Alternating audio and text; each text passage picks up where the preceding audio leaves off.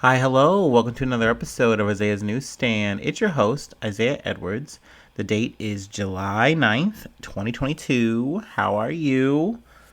Let's see where to start. Haven't missed too much from last episode to this episode. It's been a pretty decent Saturday, a little rainy, but that's okay. I'm getting things done. That's great. So now I'm just hanging out, and I was like, yeah, let's just do another episode. Let's get it in. Let's get it done. But before we get into the news, quick food corner. From the one of the cookouts I went to, someone had these eclair Pop Tarts. I don't know if that's the name of them. I'm assuming that's what it is. And they said, hey, I want you to try it. I love them. I love eclairs. So like this is like great. I don't want to eat them all. So like you can have as many as you'd like. So I was like, let me take a pack. I was very trepidatious. I didn't trust because for me, I feel like there's like four good Pop Tarts, or like maybe three. Let me break it down right now. We got the cherry Pop Tart. That's like OG, love it. You can't go wrong with that. Then Wildberry. Wildberry is good. It's a very eye-catching Pop Tart, and it doesn't disappoint because the flavor is pretty good. It's like a berry type of vibe. Awesome. You nailed that. Then there is the staple brown sugar cinnamon, and that's where I stop. Like I don't know why I said four. That's it. Every other one in my mind, when they come out with like, oh, we made brownie sundae, we made cookie dough, and you can freeze them. They have so many kinds and permeations, but here's a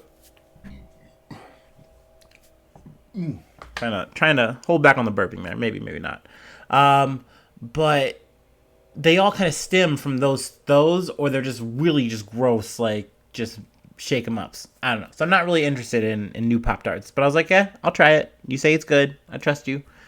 So I went ahead and popped a couple in because I am definitely pro toast them. Yeah, you can eat them raw. I get it. By all means, live your life. But really, in my mental, that's like eating a raw hot dog. You know what I mean? Like, yeah, they cooked it so you can eat it. Sure, go ahead. But so yeah, I toasted it. It was fine. It was good. I enjoyed it. I will say the aftertaste about 10 minutes later, I was kind of like, I don't love this. Kind of wish I did have some milk to wash it down. But I don't have milk in my house. I'm not a milk drinker per se. I mean, when the time calls for it, if there's milk available, let's go.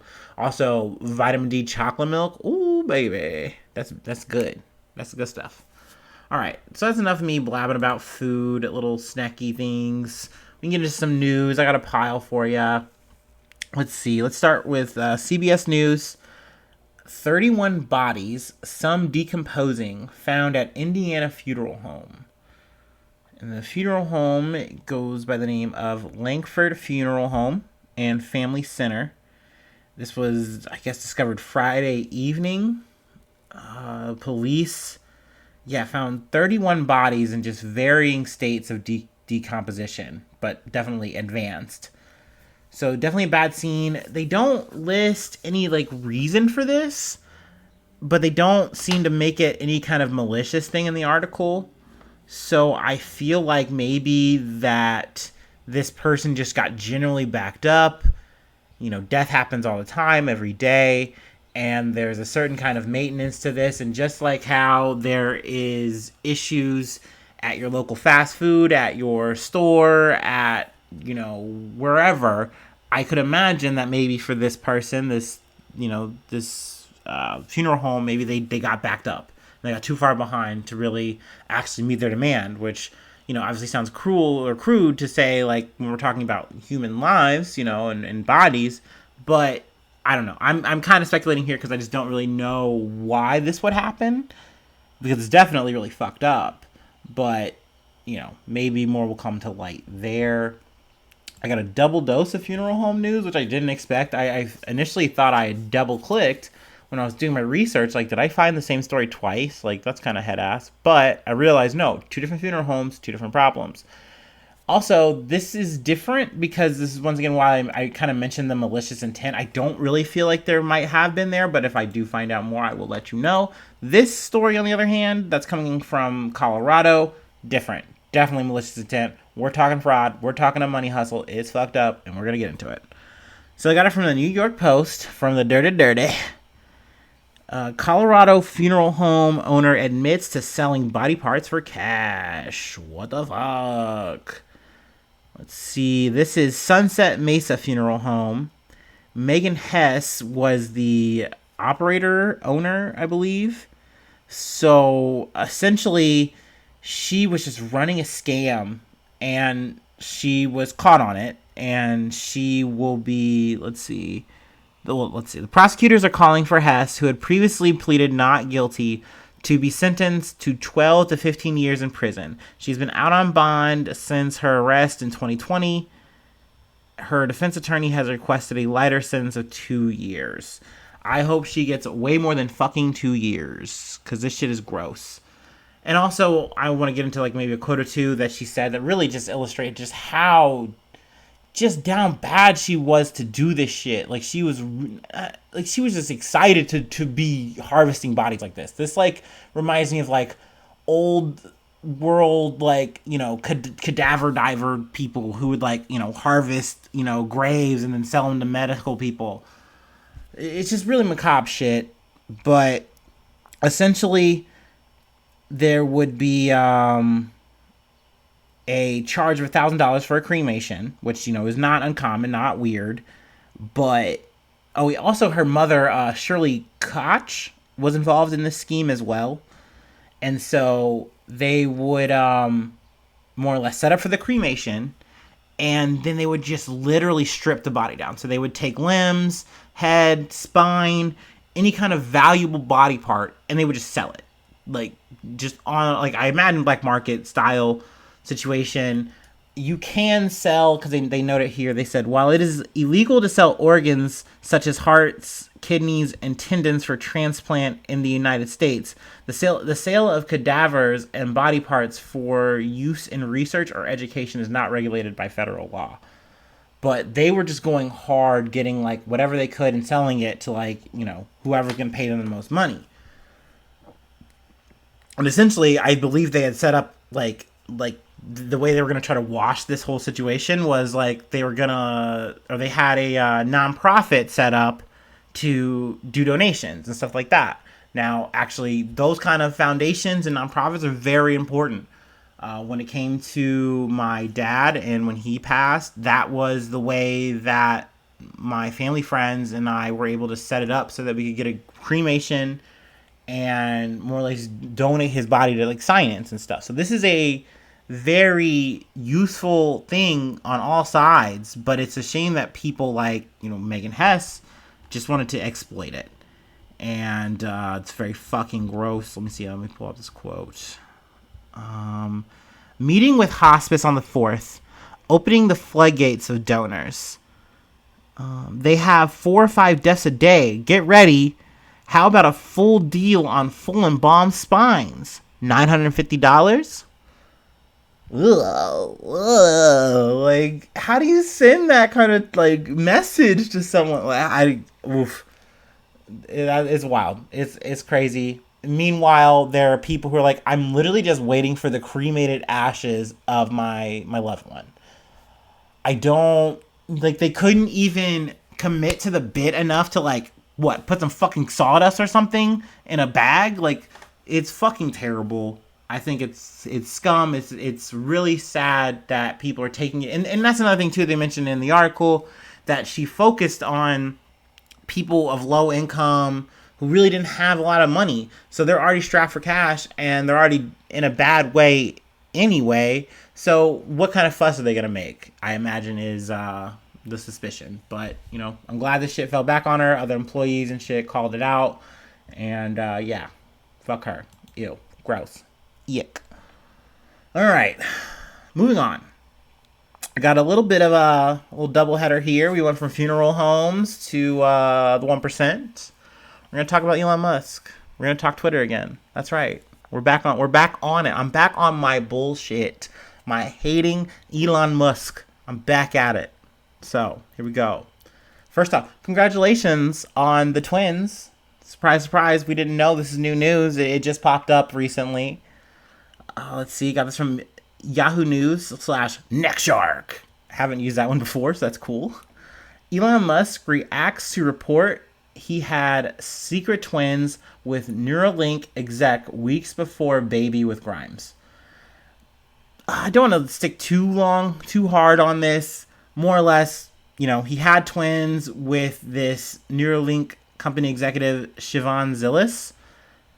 This came to light recently, and it's cringe and a little awkward because it's like, wait, you literally, that stacks up like you had a baby with Grimes, like around that same time. Also, I finally am seeing the final full like name of Grimes and Musk's baby. I'm gonna try to say it here so we can all be leveled up. Exa Dark Sidriel Musk. Let that sink in. That's a name. That's a name you're gonna take with you. Shakespeare asked what's in a name, but I don't think he was prepared for Exa Dark Zidriel Musk. I don't think he really thought about that when he said that statement, and that's okay. Time moves forward and shit gets weird. But goddamn. So yeah, I mean, whatever. This isn't like his first even set of twins. Apparently, it's definitely making me wonder. Like, I mean, maybe it's in the genetics, right? Like, maybe if you have twins, like he has triplets. He has so many babies. He's like South African Nick Cannon right now. He's like the South African future, okay? He's really, really offsetting the population climate thing, which he, went to go tweet about. Actually, I'll tell you what's been nice. There was about a week or so where he wasn't tweeting, and that felt really good. It was like, source of plowshare moment where I'm like, good, no more of this bullshit. You know what I mean? Like, I'm really just back to like wholesome shit posting, nice like Tumblr style art, just really good internet shit. And then he came back. He came fucking back. And I will say this. This is a feather in the cap to this man. He is really good with his media manipulation. That is something that is surreal to me, how he can just like come up on here and with his Twitter fingers, he really gets things happening. Not for always the good, at least maybe for the good of him, but like he does know how to use the internet, and I'll give him that. Kudos to that. Now, I really just wanted to use this article as an intro into what I really want to talk about, which is Twitter and Elon Musk. Big news. Getting this one from the Insider. Twitter will take Elon Musk to court to force him to buy it for $44 billion. Essentially, Elon Musk apparently is good at pulling out of something, and that is deals. He has decided that he does not want to be a part of this Twitter deal anymore. He's done. He's out. He's blaming it on the spam bot situation. He's blaming it on the staff changes, the firings and stuff like that. He's like, you guys didn't approve it with me. Yada bullshit. Essentially, he just wants out. And Twitter is like, oh, no. You said you were going to do this. You signed an agreement. We are giving you data. We are giving you what you asked for. And pretty much, I mean, for me, I don't really feel like they have to agree to firings, hirings, or whatever. Like, fuck that. But anyway, they're taking him to court. So this is going to be a lawsuit that's going to take place in Delaware. Should be interesting. I'm curious to see if it's going to be like a settlement situation. If it is going to see its way to full fruition and just Elon Musk is forced with this shit on his lap and he's just 44 billion down. It is noted that,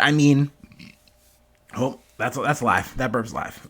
It is noted, though, that the whole kerfuffle, even though it was at the detriment of Twitter stock, it did get Elon Musk a bunch of followers. Like, I think like over 3 million or some dumb shit. Just for him to talk about the stupidest shit. Like, I'm going to build a cargo truck. Like, whatever, man, dude. Just build a Tesla that doesn't blow the fuck up. That'd be neat. That'd be fucking cool. I don't know, man. I will definitely keep you posted on this end of it. I'm really not surprised, though, that he pulled out of this deal. It really did just seem like he was doing it for the flash and pizzazz, and it worked. So I also think, too, no matter how this lawsuit shakes out, it's not like it's really hurting him. He's still going to be the richest man on the fucking planet. So who fucking cares? Apparently I do too much. But anyway, we can move on now. I'm off it. Danish police say the deadly mall shooting was apparently a random attack. This is from NPR. This took place in Copenhagen, Denmark, or Denmark, I don't know, whatever. They do not name the gunman. That's like just the law of the land in the situation with court. But essentially, he came into a mall. This is also the same weekend, apparently, that there was a Harry Styles, like, LGBTQ situation. Like there's a festival nearby this mall. But this gunman came, killed 3 people. I believe one was a Russian, yes, a 47-year-old Russian, and then 2 17-year-old Danes. One was a boy, one was a girl. Just really sad situation. Obviously, you know, we're not talking about America, so in a European place like this is very rare. It's not very common that this happens. I believe they said in the article, there was like February 2015? Yeah, 2015, there was a 22-year-old man was killed in a shootout with police after an attack with the Capitol that left 2 people dead and 5 police officers wounded. So it's just not very common that something like this happens. It's very sad to see. Kind of got overshadowed because I had remembered, I'm like, oh shit, like there was a shooting Sunday, like in Denmark, right? In Copenhagen. But there were so many shootings that have been taking place even since then this week. So it almost got lost in the shuffle for me. So I did want to, mention it, talk about it. Then, in a little bit of a eerie, uncanny, valley type shit. I don't know. Got this from Yahoo News, USA Today. South Dakota sky turns green. See the strange weather phenomenon in photos. So I would definitely suggest you guys check this out. It's very cute. Just because, I don't know, I always like when you go outside and just somehow, some way, nature just finds a way to surprise you. Because you're not a scientist, you don't have a 5-head brain. So, when these little crazy things happen, it's like, oh shit, man, what's going on? Oh man, it's like War of the Worlds. But this takes place, Sioux Falls, South Dakota. There was just, I guess a storm front that moved in. And I believe it's called a derecho, which we will break down what a derecho is. I got the Google Def. A derecho, according to the U.S. National Weather Service, is a widespread, long-lived, straight-line windstorm that is associated with a band of rapidly moving showers or thunderstorms. So that is what moved through the town and the area. But I guess with how the light can kind of hit and with the heavy rain, it can affect the sky color. And with the reds and all this kind of stuff, it's a big to do, a lot of artsy sciencey stuff, but essentially it makes the sky look green. So I definitely have seen some pictures and stuff on my Facebook, and I see some pictures here on the USA Today, and it's just so eerie just seeing this green sky. Also, there's a picture too. I don't have it on any of my stuff, but if you can find it, it's really golden. It is this old rundown looking house, and flowers and stuff. It almost looks like a painting, but what it really looks like, if you're a millennial like me, it looks like some Courage the Cowardly Dog shit. It looks like Eustace and Muriel live there, and it's so adorable to me. Even though it would be creepy, and if I was living there at the time and there's a derecho thunderstorm type bullshit situation, I'd be scared as fuck. Also reminiscent of Wizard of Oz. So very interesting, very cool. I like talking about space shit. I like talking about, weather, crazy shit. And hopefully there wasn't any casualties, like there was from what I've read in this article. So that's good. But yeah, check it out. Nature. Let's see. Let me hit this little break and then we'll get right back to it, okay?